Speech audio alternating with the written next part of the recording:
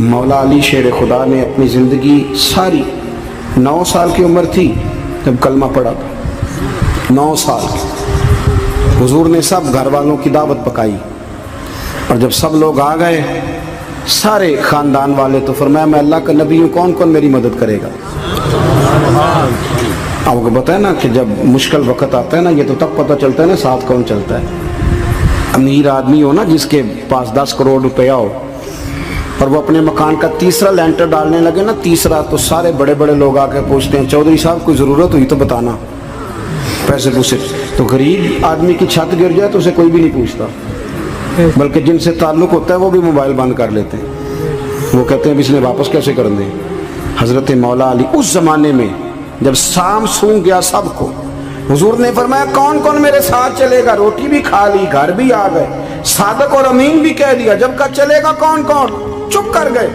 तो हज़रत अली कहते जब मैंने हुजूर के चेहरे पर ज़रा परेशानी देखी ना, ये चलते क्यों नहीं, तो आप फरमाते हैं कि अभी मैं खजूर खा रहा था, कुर्ता लंबा पहना हुआ था, सबसे पीछे बैठा था और हज़रत अली का कद भी दरमियाना था। आप फरमाते हैं मैं उठा और खजूर अभी मेरे मुंह में थी, झटपट मैंने उसी तरह निकाल कर जेब में डाल और मैं पंजों के बल खड़ा हो गया, दोनों बाजू खड़े करके कहा हुजूर ये नहीं बोलते तो ना बोले, अना नासिरू का या रसूल अल्लाह, अना हाफिजू का या रसूल अल्लाह। हुजूर आप जहाँ जहाँ कहेंगे अली आपका मददगार बनेगा, दीन की मदद करेगा, और अगर आप तक कोई आएगा तो अली आपकी हिफाजत करेगा। 9 साल की उम्र में चले अली दीन की नौकरी के लिए। फिर बदर में भी पहली सफ में, ओहद में भी पहली सफ में, खंदक में भी पहली सफ में। एक जंग में हुजूर ने कहा तू रह जा, इस दफ़ा रह जा, तो अर्ज़ की रो पड़े। हज़रत अली दलेर आदमी थे, रो पड़े, कहने लगे हुजूर आप मुझे बच्चों और औरतों के पास छोड़ के जा रहे हैं, हुजूर मुझे ले चले, मैं मैदान का जिंदगी सारी गुजार दी, सारी जिंदगी गुजार दी। अपने ज़माने में आपस का इख्तलाफ भी देखा, सारी जिंदगी शेर खुदा ने दीन को दे दी। कूफे की जामे मस्जिद में 21 रमज़ान को जब हज़रत अली को खंजर लगा ना, तो तारीख में जुमला महफूज है, खंजर लगा ना जब वो 9 साल की उम्र में यारी लगाई, 63 साल उम्र हो गई।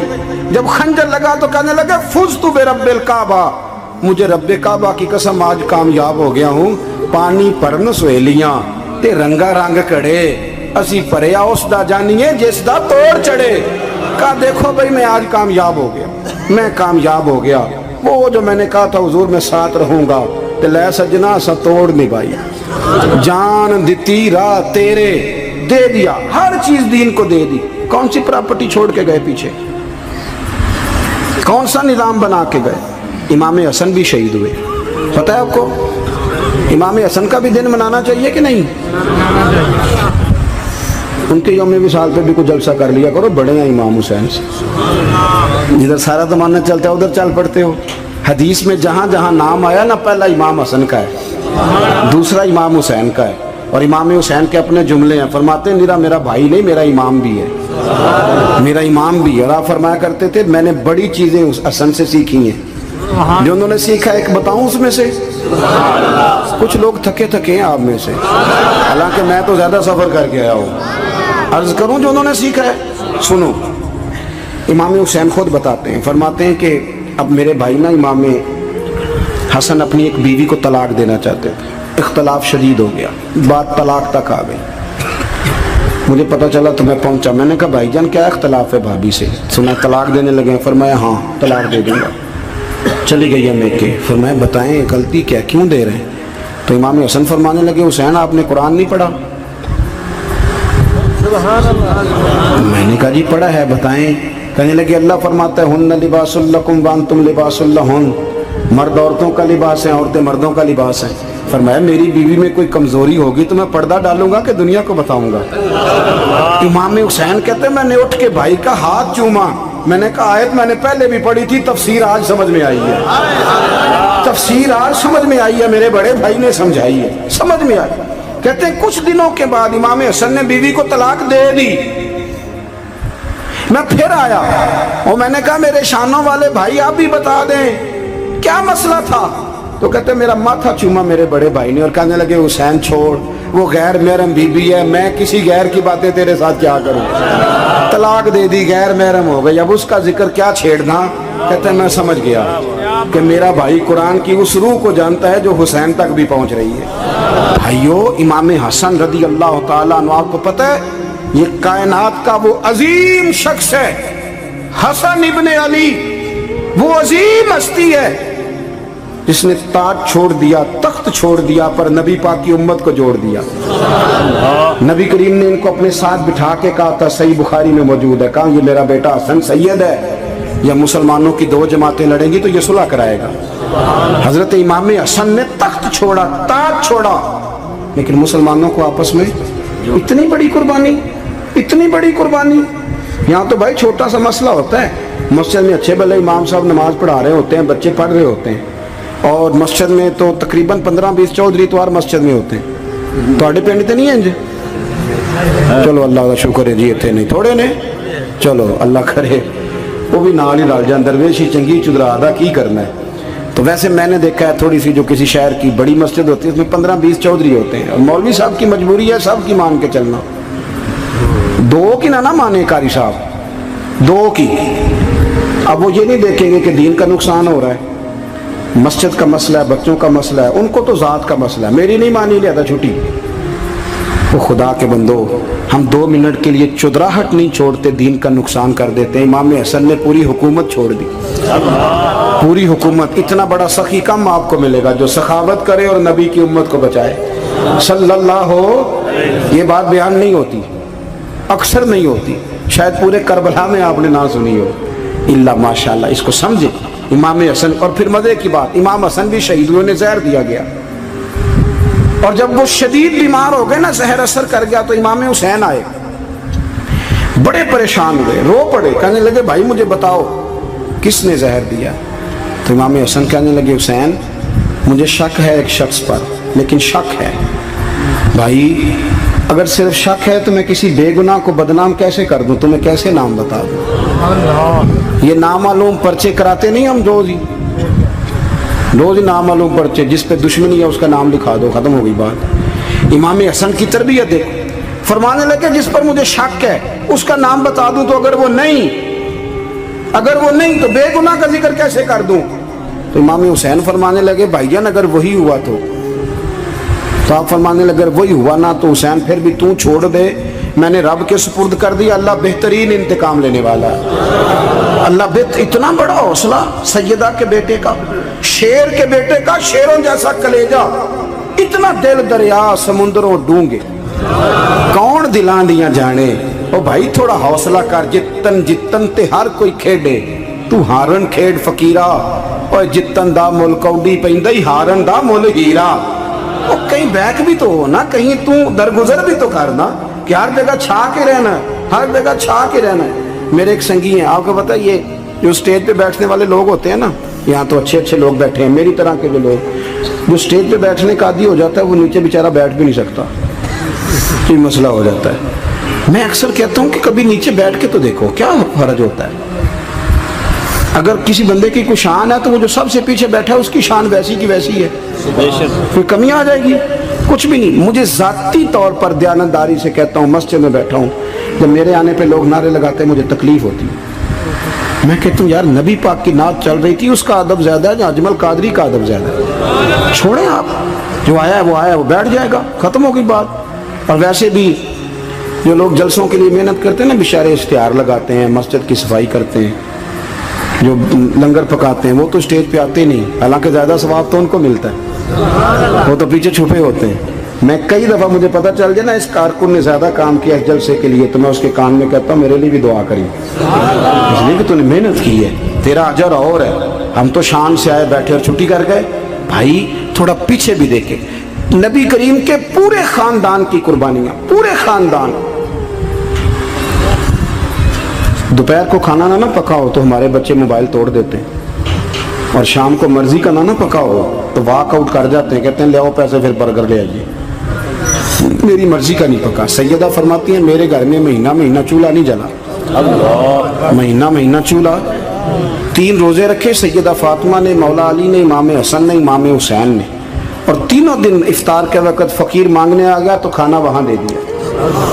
آپ کا کیا خیال ہے جو بے صبرا آدمی ہو وہ کربلا میں جا کے لڑے گا؟ جس کو عادت ہی نہ ہو بچپن سے ٹھہرنے کی وہ لڑے گا، جو ذرا ذرا سی بات پہ ڈگمگا جاتا وہ لڑے گا، اسٹیج پہ نہیں بٹھایا تو لڑ پڑے وہ لڑے گا۔ او خدا کے بندو، بڑا حوصلہ چاہیے، بڑا ظرف چاہیے۔ امام علی مقام کا ایک قد ہے، ان کا ایک وقار ہے، ان کا ایک حسن ہے۔ امام حسین رضی اللہ تعالیٰ عنہ نے 25 حج کیے ہیں مدینے سے مکے پیدل جا کے، دونوں بھائیوں نے۔ ہر روز 10 سپارے قرآن پاک کے امام حسین پڑھتے تھے۔ حضرت عبداللہ ابن زبیر کہتے ہیں میں سیدہ فاطمہ کے بیٹے حسن اور حسین سے جب بھی ملا ہوں دونوں بھائیوں نے روزہ رکھا ہوا ہوتا تھا۔ انہوں نے اپنی زندگی تقوی سے گزاری، پرہیزگاری اور سخاوت۔ سبحان اللہ۔ پتہ ہے سخی مالدار نہیں ہوتا، حضور نے فرمایا بندہ دل کا غنی ہوتا ہے۔ مالدار تو بندہ بنتا ہی تب ہے جب پیسے جمع کرے، سخاوت کرنے سے تھوڑی مالدار بنے گا۔ اس لیے درویش کہتے ہیں مالا والے سخی نہیں ہوندے، سخیاں کل مال نہیں ہوندا۔ سنیں بہت بڑی سخاوت کی اپنی زندگی میں، ساری زندگی سخاوت میں گزار دی، ساری زندگی۔ امام حسن نے بھی، امام حسین نے جو آیا دے دیا، جو آیا دے دیا، ہزاروں دینار آتے۔ ایک دن ایک فقیر مانگنے آ گیا تو امام حسن حسین دونوں تھے، کہنے لگا میں نے سنا ہے بڑے لاجپال ہو، غریب ہو، مہربانی ہو جائے۔ فرمایا بیٹھ جاؤ رزق آنے والا ہے۔ تھوڑی دیر گزری تو 3000 دینار آئے۔ ویسے میرے کو 3 لاکھ روپیہ ہوئے تو مسیطے کنے دینے چاہیے؟ میں اپنا پہ پوچھنا، تو پوچھیا ہی نہیں، میں مشورہ پہ لینا۔ 3 لاکھ جو میرے کو ہوئے تو مسیطے کنے دینے چاہیے؟ تسی ظاہر ہے ان کو دیانتداری والا مشورہ ہی دینا ہے نا، جی نہیں کرنا جو ہی دسنا جی نا۔ کتنا 1000 ہیں؟ میں کبھی کبھی پیار سے بات سناتا ہوں۔ ایک سنگی میرے پاس آیا، کہنے لگا سب دعا کرو اللہ میں پیسے دے، میں وہ راہ دیا گا۔ میں کہ یا اللہ 10 کروڑ دے، 9.5 کروڑ تیرے راہ دے چھڑے گا۔ وہ بھی ہسی آئی ہے جو میں تسی ہسے ہو نا، آمین نہیں زوا کی، یا چپ کر گیا یا کورن لگ گیا۔ اور میں کہ کرما لیا آمین تے آگ، تینوں تے 50 لاکھ پھر بھی پیا بچدا سی، لیکن اسی دعاواں وچ بھی 9.5 کروڑ دین لی تیار، ناراض نہ ہونا، دعاواں وچ بھی تیار نہیں، مزاج ہی نہیں، طبیعت ہی نہیں۔ سیدہ فاطمہ الزہرا کے پاس 40 اونٹ کھڑے تھے۔ ایک بی بی آئی، وہ کہنے لگی اماں جی یہ جو اونٹ کھڑے ہیں یہ میرے ہیں، اب بتائیں میں اللہ کے رستے میں دوں تو کتنے دوں؟ سیدہ فاطمہ کہنے لگی 1 بکری دے دے۔ وہ کہنے لگی حضور اگر آپ کے پاس 40 ہوتے تو آپ کتنے دیتی؟ سیدہ فرمانے لگی میں سارے کے سارے دے دیتی۔ تیرے لیے مسئلہ اور ہے، میرے لیے فتویٰ اور ہے، سارے دے دے۔ 3000 دینار آئے امام حسن اور حسین کے پاس۔ فقیر بیٹھا ہے، فقیر کہتا ہے میرے دل میں خیال تھا کہ 5-10 دے دیں تو میری موت بن جائے گی، پر مجھے نہیں پتا تھا کہ اتنے سخی گھرانے کے پاس آیا ہوں۔ 5-10 دے دیں تو موت بن گئی۔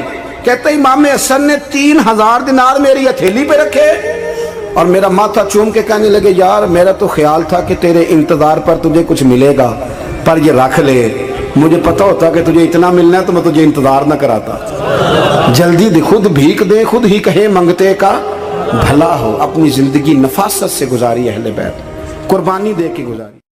حضرت امام حسین رضی اللہ تعالیٰ عنہ یہ حضور کی اولاد پاک ہیں۔ پیروں کو نہ تھوڑی مٹی لگ گئی، عمر جوانی کی تھی، داڑھی مبارک ساری سیاہ تھی، کالی تھی۔ حضرت ابو ہریرہ ان سے سالوں بڑے تھے، امیر المومنین فی الحدیث۔ حضرت ابو ہریرہ نے دیکھا کہ امام حسین کے مقدس قدموں کو مٹی لگ گئی۔ کسی سے بھی کہا جا سکتا تھا ذرا امام صاحب کی توجہ کرانا، یہ ذرا مٹی اتار دینا، لیکن حضرت ابو ہریرہ جھٹ سے اٹھے، اپنی پگڑی کھولی، اس کا پلو لیا اور حضرت امام حسین کے پیروں سے مٹی صاف کرنی شروع کر دی۔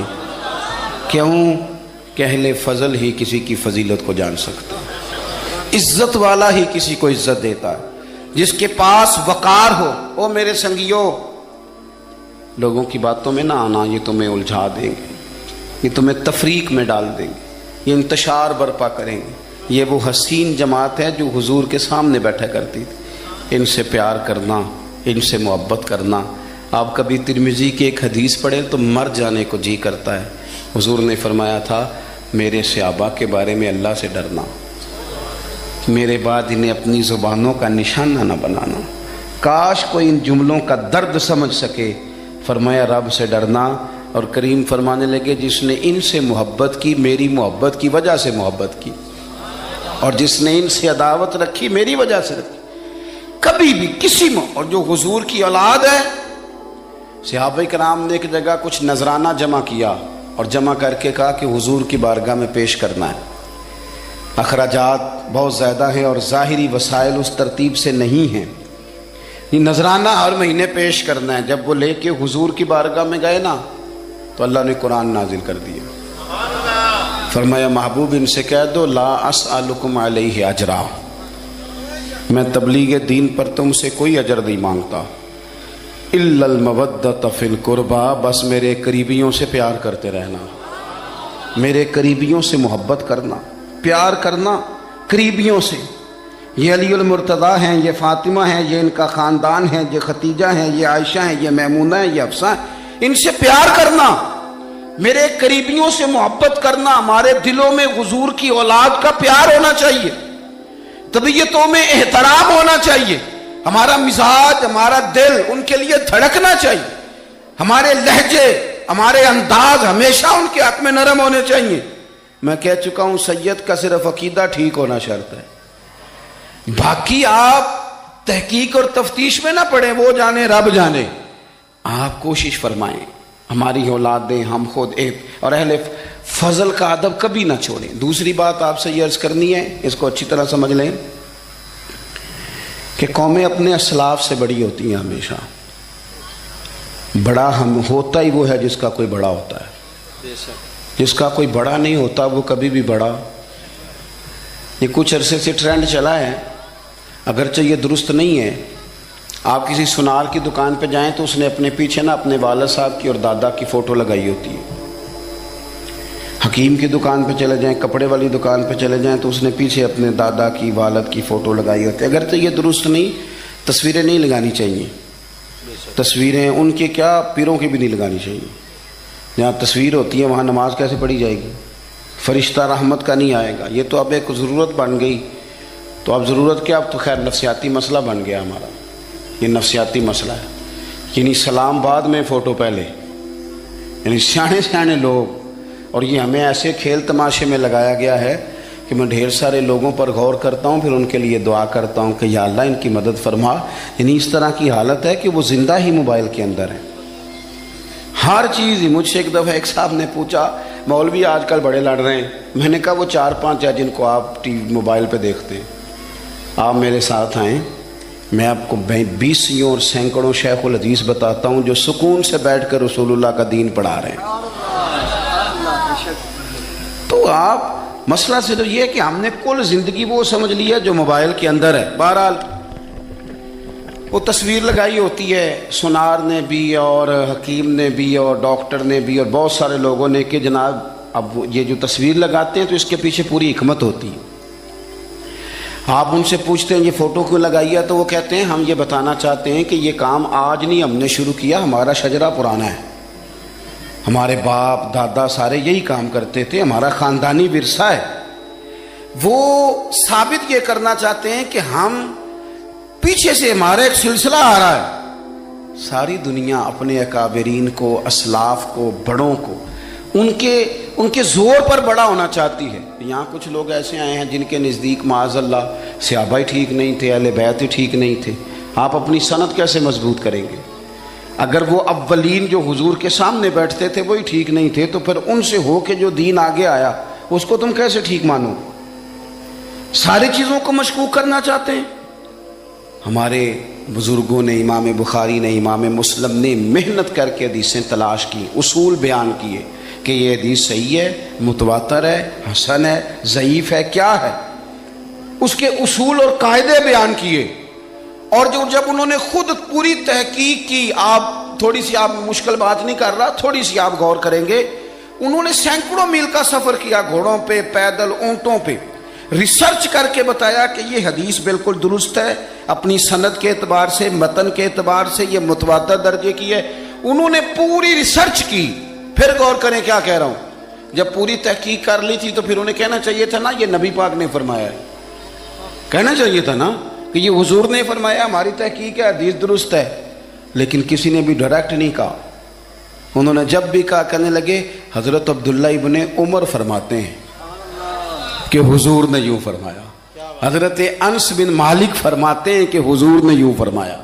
حضرت جناب سیدنا سیدہ عائشہ صدیقہ فرماتی ہیں یوں حضور نے فرمایا. حضرت ابو ہریرہ فرماتے ہیں یوں حضور نے فرمایا. انہوں نے نا پہلے اس صحابی کا نام لیا جنہوں نے وہ بات اپنے سینے میں محفوظ کی. کیا بتایا انہوں نے ہمیں کہ ہم دنیا گھوم آئے ہیں, ریسرچ کر آئے ہیں, تلاش و بسیار کے بعد اس نتیجے پہ پہنچے ہیں کہ دین کا اصل فیض وہی ہے جو صحابہ اور اہل بیت کے سینوں سے ہو کے امت کو نصیب ہوا ہے. اصل فیضان وہ ہے جو وہاں سے ہو کے آیا. تو ایک بات تو یہ کہ اہل فضل کی عظمت, اور دوسری بات کہ اپنے اکابرین کے ساتھ جوڑ کے رہنا, اور تیسری بات حضرت سیدنا امام حسین, حضرت امام حسن رضی اللہ تعالی عنہما, ان دو شہزادوں سے نا نبی پاک صلی اللہ علیہ وسلم نے جو محبت فرمائی ہے نا وہ بھی بڑی قابل دید ہے. حضور نے جو ان سے پیار کیا ہے. کچھ لوگ ایسے ہوتے ہیں کہ جن سے انسان جب پیار کرتا ہے, محبت کرتا ہے, تو وہ بات نا دور دور نکل جاتی ہے, بات پھیل جاتی ہے. ان کے ساتھ نا میرے نبی پاک کا خصوصی لگاؤ ہے. اس کا مطلب یہ نہیں کہ ہر نانا ہی اپنے نواسے سے پیار کرتا ہے, یہ معنی نہیں. رسول پاک علیہ السلام جو کام بھی کرتے ہیں اللہ کی وحی کے ساتھ کرتے ہیں.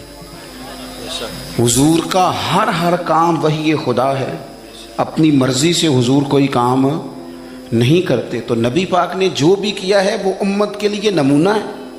حسنین کریمین سے جو حضور کا پیار ہے, جو نبی پاک علیہ السلام کی ان کے ساتھ والہانہ محبت ہے.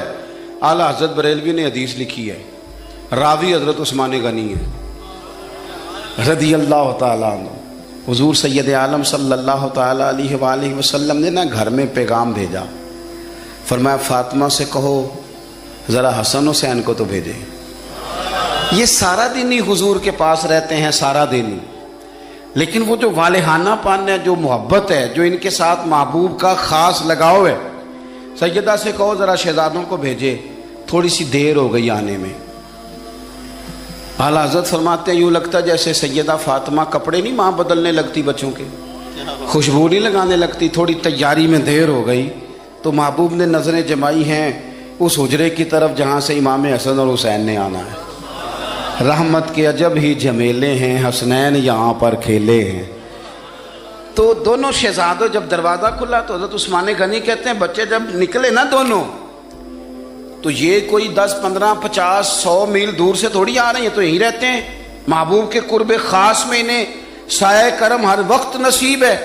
لیکن نبی کریم علیہ السلام کا جو والہانہ پن ہے, جو ان کے ساتھ حضور کا رشتہ محبت ہے, جیسے ہی دونوں شہزادے آئے, حضرت عثمان غنی فرماتے ہیں محبوب نے مقدس گھٹنے زمین پہ رکھ دیے اور دونوں بازو کھول دیے. ایک شہزادہ اس سینے سے لگ گیا اس کندھے سے, ایک اس کندھے سے لگ گیا.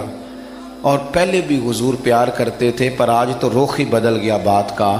اللہ کے پیارے حبیب علیہ الصلوۃ والسلام فرمانے لگے اے اللہ, یہ دونوں شہزادے کندھے سے لگے ہوئے, حضور فرمانے لگے اے اللہ میں ان دونوں سے محبت کرتا ہوں, تو بھی ان سے محبت فرما.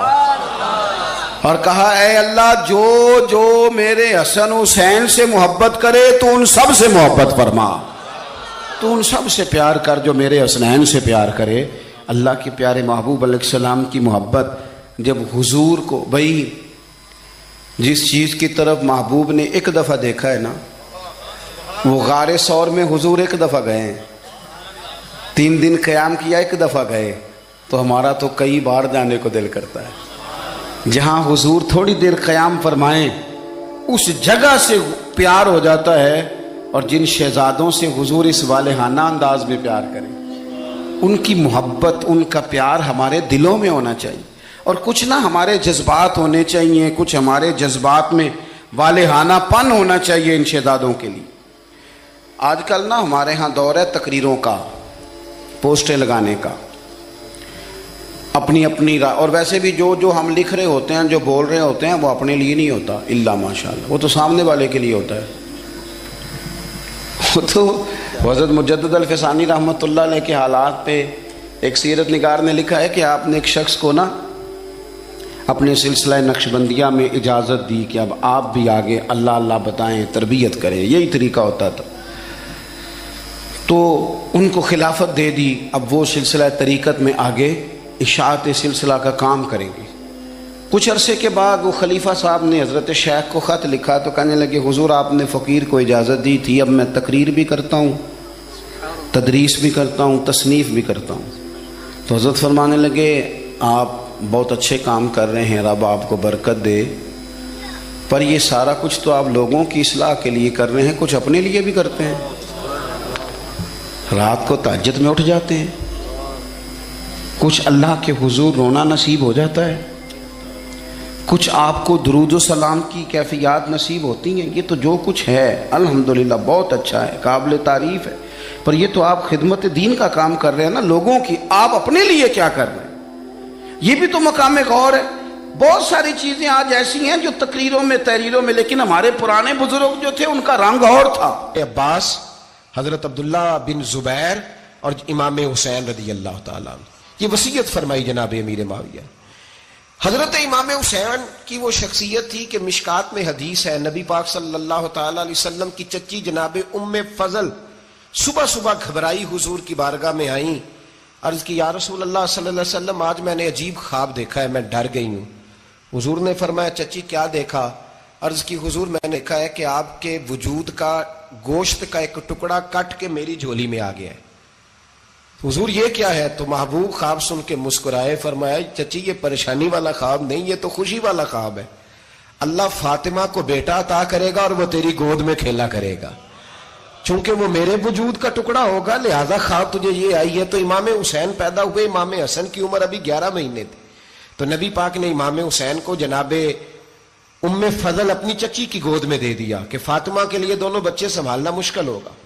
وہ خواب اس طرح پوری ہوئی، امام حسین سے حضور نے بڑا پیار کیا، بڑی محبت فرمائی نبی پاک سے۔ کچھ حدیثیں میں نے جمعے میں عرض کی تھیں، حضرت ابو ہریرہ رضی اللہ تعالیٰ عنہ کہتے ہیں یہ واحد بچہ تھا حضور کے گھرانے کا کہ میں نے دیکھا کہ نبی پاک صلی اللہ علیہ وسلم بیٹھے تھے تو یہ حضور سے کہہ رہے ہیں، نبی پاک سے کہ نانا جی اٹھ کے کھڑے ہو، کہتے ہیں حضور کھڑے ہو گئے، تو کہنے لگے میں نے آپ کے برابر جانا ہے۔ بچے جو مرضی ضد کر لیتے ہیں نا، قد چھوٹا تھا، عمر 7.5 سال تھی، کہنے لگے نانا میں نے برابر جانا ہے، تو نبی پاک صلی اللہ علیہ وسلم نے ہاتھ پکڑ لیے، فرمایا چل پھر ہو جا برابر۔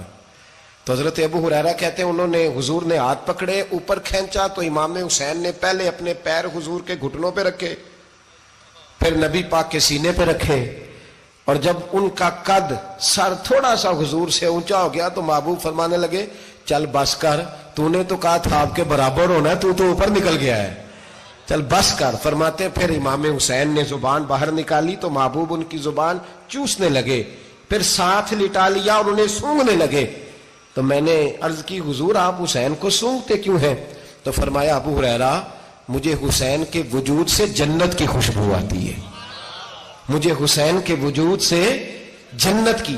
ایک دن حضور گزر رہے تھے، اصل اس طرح تھا کہ یہ نبی پاک کا حجرہ تھا، جن لوگوں کو اللہ نے مدینے کی زیارت کرائی ہے وہ جان سکتے ہیں، نبی پاک کا حجرہ تھا، تو حضور کے حجرے کی اس جانب یعنی مسجد کی جو بالکل سیدھ ہے اس کی بیک میں سیدہ فاطمہ رہتی، تو حضور اکثر نہ نماز کے لیے جب نکلتے تو حضرت فاطمہ کے حجرے کے پاس سے ہو کر دوبارہ محراب میں جاتے، محبوب حجرے کے پاس سے گزرے تو امام حسین رو رہے تھے، تو حضرت فاطمہ نے کسی بات میں جھڑک دیا تو امام حسین رونے لگے، تو نبی پاک نماز کے لیے گئے تو واپس لوٹ آئے اور واپس تشریف لا کے کہا فاطمہ حسین کو کیا ہوا؟ عرض کی یا رسول اللہ تنگ کر رہے تھے میں نے ڈانٹ دیا ہے۔ کیا خوبصورت جملے ہیں حدیث پاک میں، سرکار نے فرمایا فاطمہ اس کو حسین کو نہ رونے نہ دیا کر، یہ جب روتا ہے نا تو میرے دل کو تکلیف ہوتی ہے۔ تو بی بی صاحبہ کہتی ہیں یہ حکم آیا نبی پاک کا میرے نام، پھر میں نے ڈانٹنا چھوڑ دیا۔ یہ ان کے فضائل تھے کم، ان کی تربیت خود نبی پاک نے فرمائی، خود ڈیوٹی۔ میں کسی منطق کا میں اب تو اللہ تعالیٰ معاف کرے، پہلے ہم لوگوں کو کہتے تھے فلانی مجلس میں نہ جانا فلانی، اب تو مصیبت بن گئی ہے، جانے کی ضرورت نہیں، ہر شے موبائل میں آ گئی۔ مجھے بھیجتے ہیں کہتے ہیں حضرت صاحب یہ ذرا سننا، یہ ذرا سننا، کل کراچی سے کچھ مہمان آ گئے تو اب بچوں نے وہ کلپ سنبھال کے یہ مولوی دیکھو کیا کہتا ہے، اب آیتیں پڑھی جا رہی ہیں قرآن پاک کی، اتنا ٹکڑا یہاں سے لیتے ہیں، اتنا ٹکڑا یہاں سے لیتے ہیں، اور ملا کے پتہ نہیں کون سا مکسچر بنا رہے ہیں.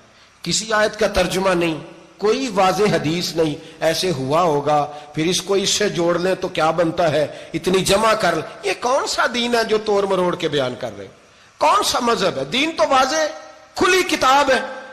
اب ہمارا یہ شوق ہے، ہم ہر تماشا دیکھنا چاہتے ہیں. ہم اپنے لوگوں کی قدر نہیں کرتے اور بڑی بڑی دور جا کے ہم غلط معاملات میں جاتے ہیں، پھر ذہن ہمارے شکوک کا شکار ہوتے ہیں. ہمیں سمجھنا چاہیے کوئی ایسی کسی دلیل کی ضرورت نہیں ہے. جب ان کے واضح چیزیں ان کی کتابیں میں موجود ہے، حدیث میں موجود ہے، قرآن مجید میں ان کے فضائل کھل کے موجود ہے، تو دور جانے کی کیا ضرورت؟ حضور ان کی ٹریننگ کراتے تھے. پہلی بات تو یہ ہے کہ نبی پاک نے دعا مانگی تھی، یا اللہ میرے گھر والوں کو زیادہ روزی نہ دینا، انہیں ایک وقت روٹی دینا، ایک وقت کی بھوک دینا. یہ جو 10 دن کربلا میں انہیں ٹینشن نہیں نہ ہوئی، انہیں عادت تھی فاقہ کرنے کی، انہیں 3 دن وصلی روزے رکھنے کی عادت تھی. پہلی بات. دوسرا یہ کہ جہاد کی تربیت حضور خود کراتے تھے. حضرت فاطمہ زہرا کہتی میں پردے کے پیچھے دیکھ رہی تھی، نبی پاک نے امام حسن اور حسین سے فرمایا چلو میرے سامنے کشتی لڑو. تو دونوں حضرات آپس میں جب کشتی لڑنے لگے تو نبی پاک نا امام حسن کو کہتے ہیں حسن حسین کو ٹانگوں سے پکڑو، حسن حسین کو پیچھے سے پکڑو. جب نبی پاک بار بار امام حسن کو بتا رہے تھے تو سیدہ پیچھے سے بول پڑی، کہنے لگی یا رسول اللہ آپ چھوٹے کو بتائے، آپ بڑے کو بتا رہے. بڑا تو پہلے 11 مہینے بڑا ہے، تو آپ چھوٹے کو بتائے بڑے کو بتا رہے. تو فرمایا فاطمہ تو چپ کرنا، جو میں دیکھ رہا ہوں تو نہیں نہ دیکھ رہی. ایک کو میں بتا رہا ہوں، دوسرے کو جبریل امین بتا رہے ہیں. تو یہ حضور نے اپنے سامنے ان کی تربیت کی، ٹریننگ. ہوا یہ کہ یزید جب امیر بنا نا، 2-3 چیزیں ہوتی ہیں جب کسی بندے کو قابو کرنا ہوتا ہے، 2-3-4-5 چیزیں ایسی ہوتی ہیں جس سے بندہ قابو آتا ہے. تو اس نے بھی فوری طور پہ یزید نے دیکھا میرے لیے مسئلہ کیا بن سکتا ہے. ولید بن عتبہ اس وقت مدینے کا گورنر تھا. یزید نے اس کو خط لکھا کہ امیر عرب کا رواج آج بھی ہے کہ جب تک نئے خلیفہ کی بیعت نہیں ہو جاتی پرانے کے انتقال کی خبر ہی نہیں دیتے، اس کو رکھے رکھتے ہیں. یہ ان کا طریقہ ہے. وہ کہتے ہیں کہ ولی عہد اچھی طرح قبضہ کر لے پھر بتائیں گے. حضرت امیر معاویہ کا وصال ہو گیا، بتایا نہیں. یزید نے اب کیا کیا، کیونکہ بڑا چلاک آدمی تھا، بڑا شاطر تھا، بڑا تیز تھا، اس نے ولید کو خط لکھا. کہنے لگا کہ فوری طور پہ عبداللہ ابن عباس کو بلاؤ اور اسے کہو میری بیعت کریں.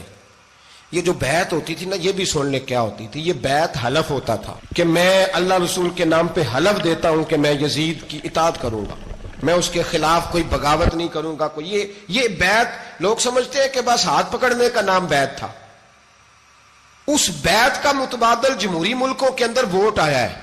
تو کہا بیعت کرے. حضرت عبداللہ ابن عباس کو بھی بلاؤ، عبداللہ بن زبیر کو بھی بلاؤ، امام حسین کو بھی بلاؤ. امام حسین آدھی رات کے وقت بیٹھے تھے مسجد نبوی میں، چونکہ 5 نمازوں کی آپ امامت کرتے. امام حسین نماز پڑھا کے عشاء کی بیٹھے تھے. جناب عبداللہ بن زبیر. عبداللہ بن زبیر کون تھے؟ یہ نبی پاک صلی اللہ علیہ وسلم کی پھوپھی پوتے تھے اور جناب صدیق اکبر کے نواسے تھے.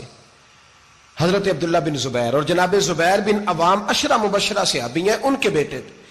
بہت زیرک آدمی تھے. یہ بھی امام حسین کے پاس بیٹھے تھے. عبداللہ ابن عباس بھی تھے جو حضور کے چچا کے بیٹے ہیں، اس امت کے پہلے مفسر ہیں قرآن پاک. یہ لوگ بیٹھے تھے. تو ولید نے ایک بندہ بھیجا، اس نے آ کے کہا جناب آپ کو گورنر صاحب نے بلایا ہے.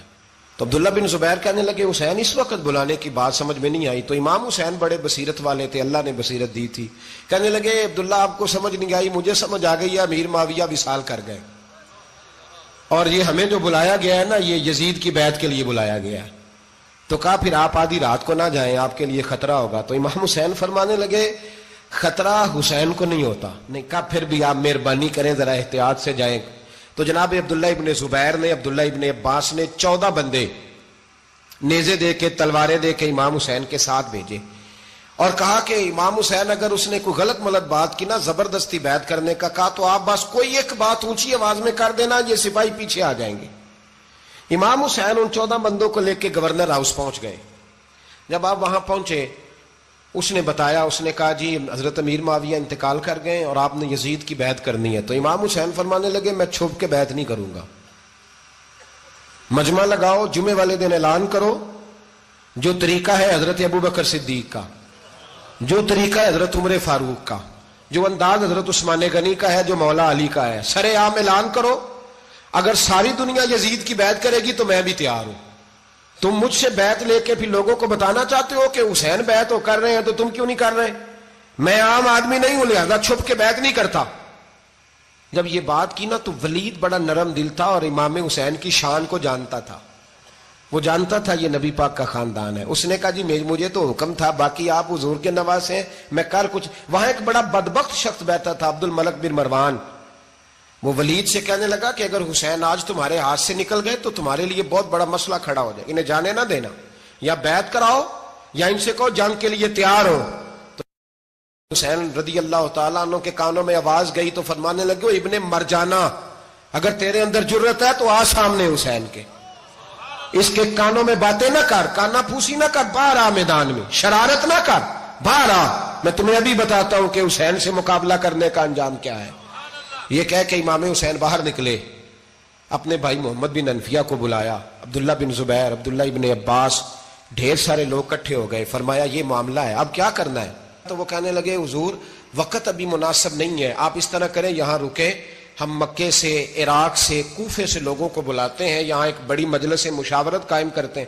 امام حسین فرمانے لگے اگر تم مشاورت قائم کرو گے تو ولید اور عبد الملک بن مروان وہ تو جنگ کرنے کو تیار ہے، اور نبی پاک نے فرمایا ایک مینڈا ہوگا جس کی وجہ سے مدینے کی گلیوں میں لہو بہے گا. فرمانے لگے میں وہ بکرا، وہ مینڈا نہیں بننا چاہتا. کہا پھر آپ کیا کریں گے؟ تو امام حسین رو پڑے، فرمانے لگے میں مدینہ چھوڑ جاؤں گا لیکن مدینے کی حرمت پامال نہیں ہونے دوں گا. امام علی مقام آدھی رات کے وقت نکلے. سیدہ فاطمہ کا دروازہ ایک اس دن تھا جس دن حضرت مولا علی کوفے چلے گئے تھے، اور دوبارہ آج تالا لگا جب امام حسین نکلے. آپ جنت البقیع کے پیچھے کھڑے ہو کے حضور کا روضہ دیکھنے لگے. اس وقت گنبد تو نہیں ہوتا تھا، روضہ دیکھنے لگے. نانا تیرے کرم کے خزینے کی خیر ہو، میں جا رہا ہوں تیرے مدینے کی خیر ہو. سارا خاندان لے گئے، مکے تشریف لے گئے. حج کے ایام قریب آنے والے تھے. امام حسین نے وہاں لوگوں سے باتیں کی. جب امام حسین وہاں پہنچے تو کوفے سے خط آنے لگے. کوفہ حضرت علی کا دارالخلافہ تھا، وہاں آپ کے محبین، پیار کرنے والے ڈھیروں تھے. انہیں خط لکھے کہ حضور آپ چپ کر کے بیٹھے ہوئے ہیں اور ہمارے اوپر یزید مسلط ہو گیا ہے. آپ اگر میدان میں نہیں نکلیں گے، آپ نہیں آئیں گے تو ہم اللہ کی بارگاہ میں شکوہ کریں گے کہ کوئی ہماری کمان کرنے کو تیار ہی نہیں ہوا. اور وہ خط 1 2 3 نہیں آئے، وہ خط اتنے تھے کہ 3 بوریوں میں بھرے تھے امام حسین نے، 3 بوریوں میں. اب مجبوری ہو جاتی ہے، حق کے لیے کئی دفعہ بات کرنا مجبوری ہوتی ہے، اگر نہیں کرے گا تو پھر اس کو بھی قبر میں جواب دینا پڑے گا. امام علی مقام رضی اللہ تعالی عنہ نے مکے میں اب لوگوں کو جمع کیا مشورے کے لیے. ہر بندے نے کہا حضور وہ بلا تو رہے ہیں پر اپنے وعدوں کے پکے. کہا حضور وہ پکے نہیں، آپ نہ جائیں. ہر بندے نے کہا حالات ٹھیک نہیں، حالات گراؤنڈ ریالٹی صحیح نہیں. یہی مشورہ آج بھی ہر بندہ دیتا ہے، ابھی حالات نہیں. اتنے خراب حالات کبھی نہیں ہوئے تھے جتنے امام حسین کے دور میں تھے. لیکن فرمایا میں دین کے خلاف غلط حکمران کو مسلط ہونے کی اجازت، بول کے بتائیے، بول کے، غلط حکمران کو مسلط ہونے کی اجازت، مزاحمت کروں گا، مخالفت کروں گا. امام کہنے لگے کوئی بات نہیں، وہ میرے ساتھ چلے نہ چلے لیکن میں کوفے جاؤں گا. وہ لوگ میرے ساتھ کھڑا ہونے کو تیار ہیں تو وہ جھوٹ ہے یا سچ ہے پر میں چلوں گا. جب امام علی مقام نے اصرار فرمایا تو جو آپ کے قریبی صحابہ کرام کی اولادیں تھی ساری، یہ بھی اب بیماری ہے. کچھ لوگ کہتے ہیں جی صحابہ نہیں ساتھ چلے، تو میں کہتا ہوں اہل بیت نبوت کے تو کل افراد 21 تھے، تو 72 میں باقی اولادیں کس کی تھیں؟ وہ ساری صحابہ کی اولادیں تھیں. وہ سارے، پتہ نہیں کیوں اس طرح کا فلسفہ بیان کیا جاتا ہے جس میں حالات خراب ہو. حضرت سیدنا امام علی مقام کو جب بہت زیادہ کہا گیا نا تو امام حسین رضی اللہ تعالیٰ عنہ نے فرمایا چلو میں ایک کام کرتا ہوں، مسلم بن عقیل کو بھیجتا ہوں.